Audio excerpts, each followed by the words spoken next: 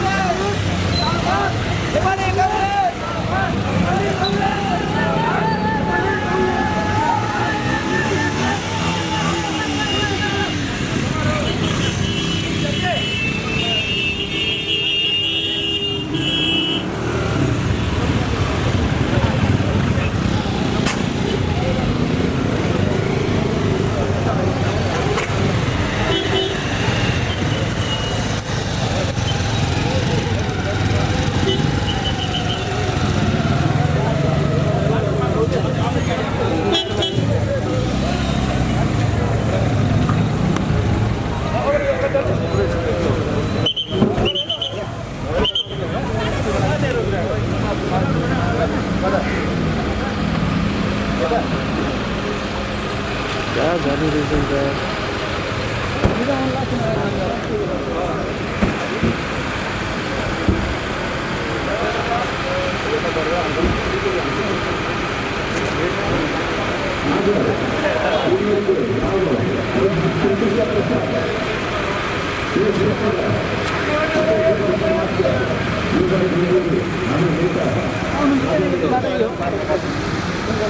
Baik, menjadi pemirsa berani tengah sore kita dalam telepon masih pakai diri waktu bodoh itu.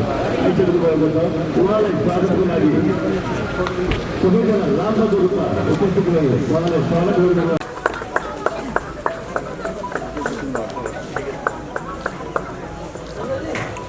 Nepali Congress जिंदाबाद, नेपाली कांग्रेस जिंदाबाद, नेपाली कांग्रेस जिंदाबाद, नेपाली कांग्रेस जिंदाबाद, नेपाली कांग्रेस जिंदाबाद, नेपाली कांग्रेस जिंदाबाद। गाडी नगराउनु फोटो खिच्दिन्छु भनेर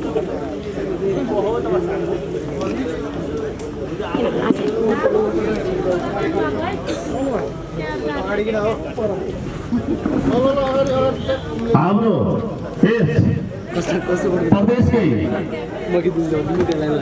नेता जसले यो प्रदेशको विकासको लागि, सर्वाङ्गीण विकासको लागि अहोरात्र जसले दिन बन्नु भएन, जसले रात बन्नु भएन, देश र जनताको लागि सेवामा निरन्तर खटिरहनु भयो, यस्तो व्यक्तित्व आज उहाँ हाम्रो माझ आउनुभएको छ।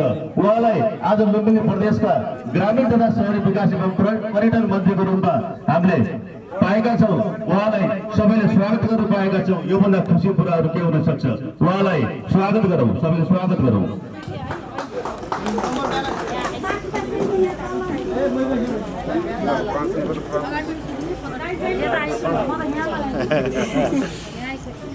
नेपाली कांग्रेस जिंदाबाद, माननीय मंत्री दिलीबहादुर चौधरी जिंदाबाद।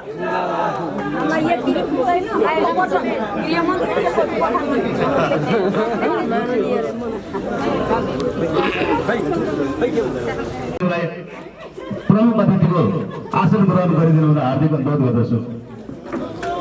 यसै गरी अतिथिको रूपमा आसन ग्रहण गरिदिनु हुन नेपाली कांग्रेस जिल्ला कार्य समिति सुरेन्द्र बहादुर खड्काज्यूले आसन ग्रहण गरिदिनु हुन हार्दिक अनुरोध गर्छु। यसै गरी पूर्व बालले विजय विश्वकर्माज्यूलाई आसन ग्रहण गरिदिनु हुन हार्दिक अनुरोध गर्छु। यसै गरी कृषिपुर इकाइ कमिटीका सल्लाहकार हरिहर पौडेलज्यूलाई आसन ग्रहण गरिदिन हार्दिक अनुरोध गर्छु। यसै गरी सल्लाहकार गोविन्द रजौरीज्यूलाई आसन ग्रहण गरिदिन हार्दिक अनुरोध गर्छु। यसै गरी सल्लाहकार लोकराज दाङीज्यूलाई आसन ग्रहण गरिदिनु हार्दिक अनुरोध गर्छु। यसै गरी सल्लाहकार देवा बस्नेतज्यूलाई आसन ग्रहण गरिदिनु हार्दिक अनुरोध गर्छु। यसै गरी स्थानीय विभाग समन्वय केन्द्रीय सचिव नकुल केसीज्यूलाई आसन ग्रहण गरिदिनु हुन हार्दिक अनुरोध गर्छु। यसै गरी महाधिवेशन प्रतिनिधि केन्द्रीय विभाग सदस्य फूलबहादुर भण्डारीज्यूलाई आसन ग्रहण गरिदिनु हुन हार्दिक अनुरोध गर्छु। यसै गरी 3 नम्बर क्षेत्रीय सचिव सुन चौधरीज्यूलाई आसन ग्रहण गरिदिनु हुन हार्दिक अनुरोध गर्छु।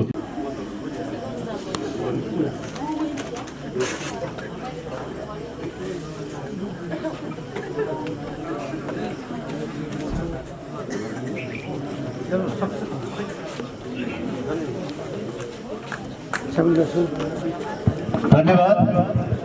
आसन ग्रहणको क्रम जारी रहिरहनेछ। यसै गरी महाधिवेशन प्रतिनिधि जोगेन्द्र विश्वकर्माज्यूलाई आसन ग्रहण गरिदिनु हार्दिक अनुरोध गर्छु।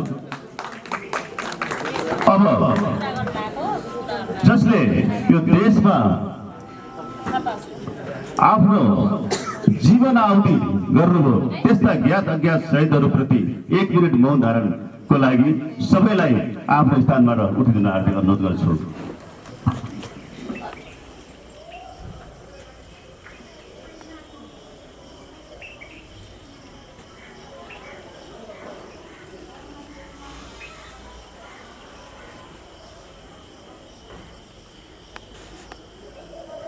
धन्यवाद।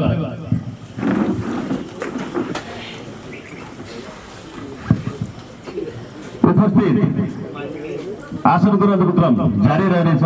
यहाँ उपस्थित सम्पूर्ण पत्रकारज्यूहरू, मैले नाम सबैको उच्चारण गर्न चाहेन, कार्यक्रम अत्यन्त छोटो भएको हुँदा मन्त्रीज्यूको कार्यक्रम यसपछि पनि अन्यत्र भएको जानकारी पाएको हुँदा सम्पूर्ण पत्रकार मित्रहरूलाई आफ्नो स्थानमा आसन ग्रहण गर्न अनुरोध गर्छु। यसै गरी भातृ निकायका सम्पूर्ण पदाधिकारी सदस्यज्यूहरूलाई आफ्नो स्थानमा आसन ग्रहण गर्न हार्दिक अनुरोध गर्छु। अब आजको यस बधाई तथा सम्मान कार्यक्रममा स्वागत मन्तव्य आज लुम्बिनी प्रदेशको ग्रामीण तथा शहरी विकास एवं पर्यटन मन्त्री हुन सफल हुनुभएको छ। हामी उहाँको सफल कार्यकालको शुभकामना व्यक्त गर्न चाहन्छौँ। सम्पूर्ण वडाको तर्फबाट उहाँको कार्यकाल सफल होस् हामी शुभकामना दिन चाहन्छौँ। साथै उहाँलाई हामीले विकास प्रेमी नेताको रूपमा चिन्दै आइरहेका पनि छौँ। यो चिनाइ अझ एउटा समग्र दाङको लागि वडा नम्बर 6 आफू त छँदैछ, समग्र दाङको लागि एउटा पोसेढुङ्गा साबित हुनेछ भन्ने हामीले आशा पनि राखेका छौँ। हाम्रा आदरणीय अग्रज नेतृत्व स्वर्गीय आदरणीय कुमारबहादुर खड्कापछि एउटा रिक्तता रहेको नेतृत्वमा हामीलाई आशा छ कि दिलीबहादुर दाई त्यो नेतृत्व तहमा पुग्न सक्नुहुनेछ र सबैलाई मिलाएर आउँदो अधिवेशनलाई पनि सफलतापूर्वक लैजान सक्नुहुनेछ। हामीले त्यो अपेक्षा राखेका छौँ। दाईको यो आफ्नो वडामा आगमनलाई हामीले भव्य रूपमा स्वागत गर्न चाहन्छौँ। म पुनः वडाको तर्फबाट, वडाका वासीहरूको तर्फबाट र सम्पूर्ण काङ्ग्रेसजनको तर्फबाट दाईलाई यो वडामा हार्दिक स्वागत गर्दै म आफ्नो शुभकामना मन्तव्य यही टुङ्ग्याउँछु। धन्यवाद। जय नेपाल। धन्यवाद उज्जवलज्यू। यसै गरी आसन ग्रहणको क्रम जारी छ। महिला सङ्घ जिल्ला कोषाध्यक्ष दिदी देवा डाँगीज्यूलाई आसन ग्रहण गरिदिनु हार्दिक अनुरोध गर्छु। जो आजका हाम्रो प्रमुख अतिथि यस क्षेत्रकै, यस प्रदेशकै व्यक्तित्व, हाम्रो ढुकढुकी, हाम्रो युवा नेता, स्पष्ट वक्ता, जो यो क्षेत्रको लागि, विकासको लागि अहोरात्र सधैँ खटिरहनु भएको छ, उहाँ भर्खरै लुम्बिनी प्रदेशका ग्रामीण तथा शहरी विकास एवं पर्यटन मन्त्री हुनुभएको छ। यस बधाई तथा सम्मान कार्यक्रममा प्रमुख अतिथिज्यूलाई आफ्नो मेरो वडाका वडा सभापतिज्यू मान्नी पूर्व मान्नी बिजुल विश्वकर्माज्यू, जिल्ला सदस्य सुरेन्द्रजी, महाधिवेशन प्रतिनिधि देविकाजी, मेरो आदरणीय मित्र नकुलजी एकराजी, यहाँ मेरो अभिभावक गोविन्द गजौरेजी, यहाँ थुप्रै सरहरू हुनुहुन्छ, आदरणीय दाजु जिल्ला सदस्य जोगेन्द्रजी, आदरणीय दाजु शङ्कर दाई, यहाँ उपस्थित हुनुभएका सम्पूर्ण मेरा दाजुभाइ तथा दिदीबहिनीहरू। नेपाली काङ्ग्रेस गएको चुनाव हामीले 9वटामा एउटा सिट मात्रै जितेका छौँ। तपाईँहरूको अथक मेहनत, मेरो तुलसीपुर खास गरेर 3-1 तपाईँहरूको धेरै मेहनत र धेरै परिश्रमले मलाई लाग्छ तपाईँहरूले चुनाव जिताउनु भएको छ।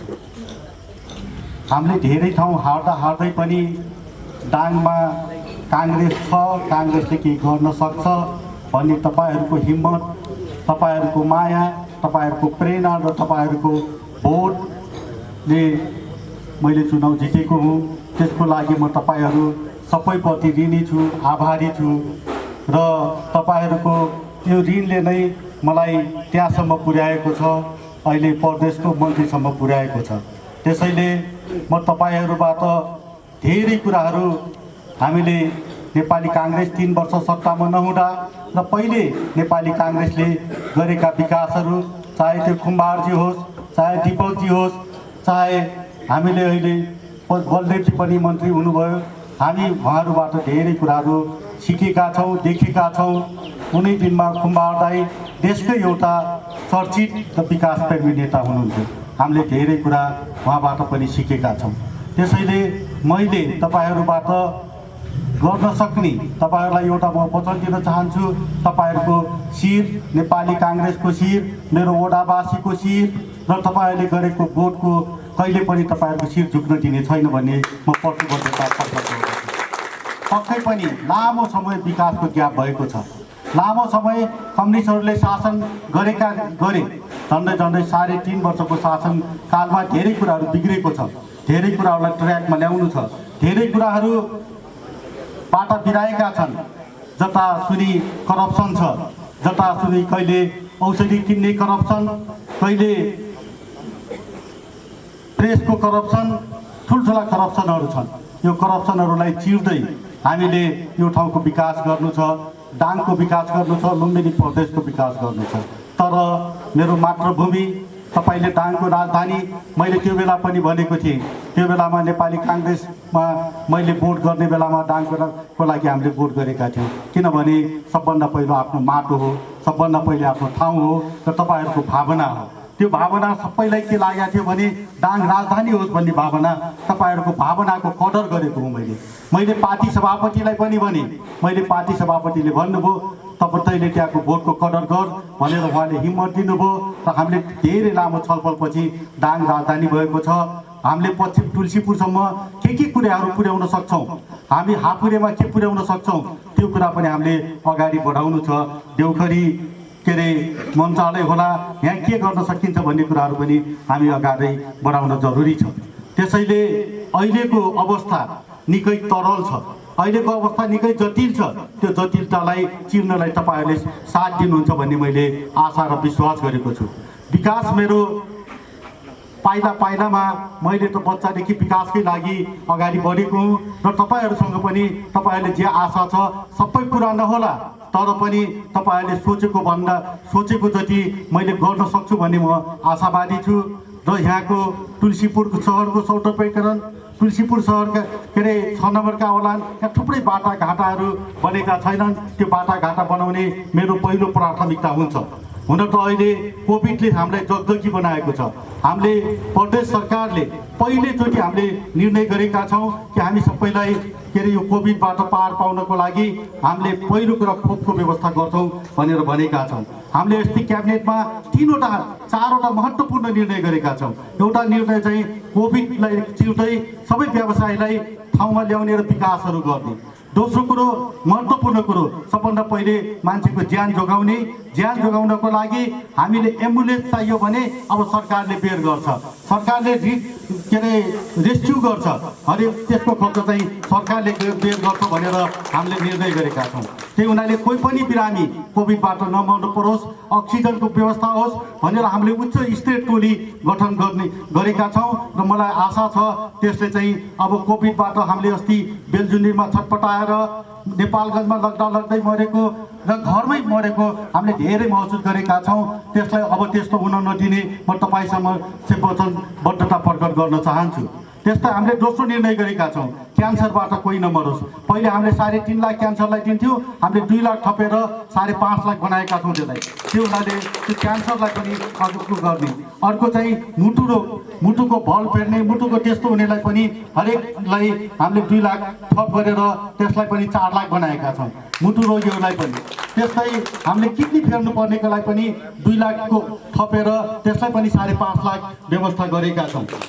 र हरेक गाउँपालिकामा गरिबको झुपडीमा बच्चा जन्माउन कहिले कहिले हामीले बच्चा कस्तो छ हेर्न सक्दैनौँ। त्यही हुनाले अहिले चाहिँ हरेक गाउँपालिकामा हाम्रो तुलसीपुरको हरेक नगरपालिकाका वडामा मोबाइल अल्ट्रासाउन्ड मेसिन पठाएर महिलाहरूको गर्भ चेक जाँच गर्ने पनि हामीले अगाडि बढाएका छौँ।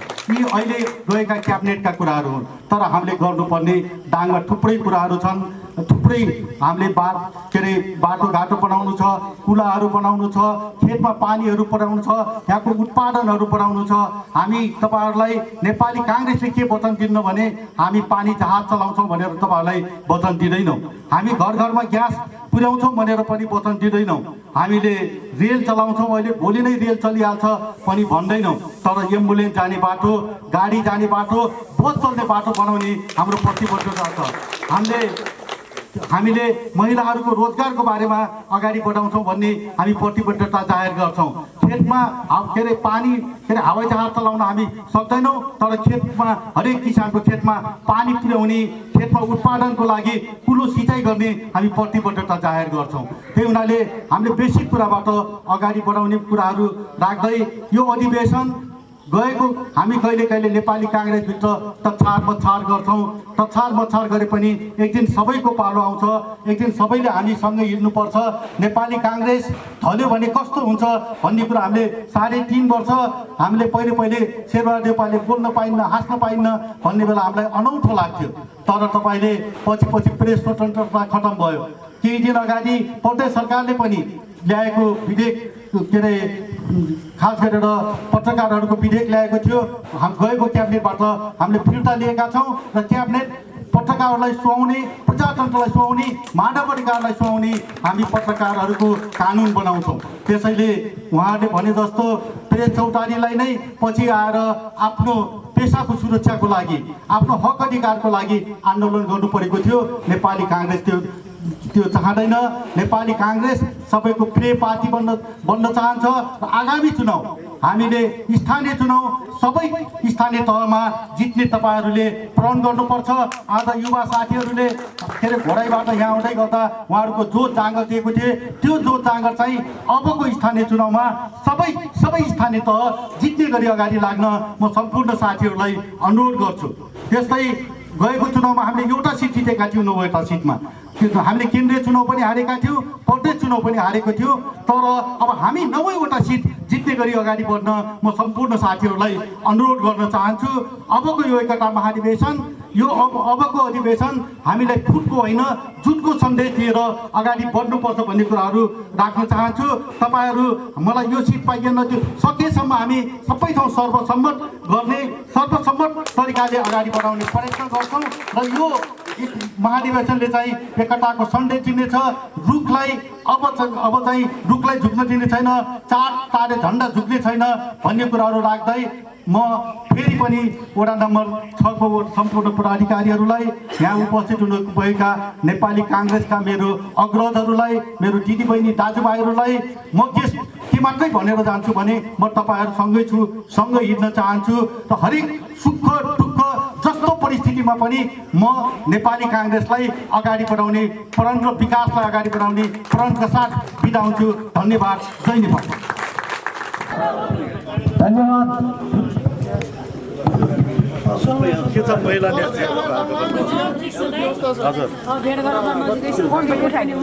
हुन्छ फोन त